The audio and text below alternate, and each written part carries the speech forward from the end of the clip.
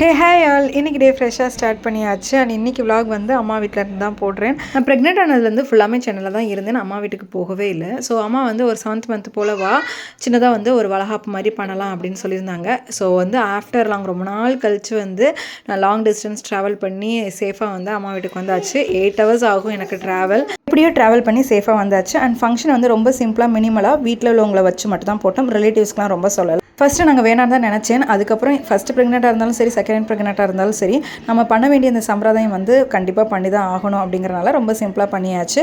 So அம்மா வந்து காலையிலேயே வீட்டிலே வந்து எல்லா 5 வகை சாதமும் பண்ணிட்டாங்க.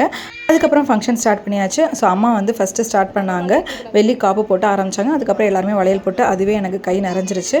ஸோ அதுக்கப்புறம் 5 வகை சாதம் பண்ணியிருந்தாங்க இல்லையா, சக்கரை பொங்கல், லெமன் சாதம், தக்காளி சாதம், புளி சாதம், அதுக்கப்புறம் கொஞ்சமாக மண்டி, இதெல்லாம் வந்து வீட்டிலே அம்மா செஞ்சாங்க. ஸோ சாப்பாடு சூப்பராக இருந்து அன்றைக்கி ஃபங்க்ஷன் சூப்பராக இருந்துச்சு.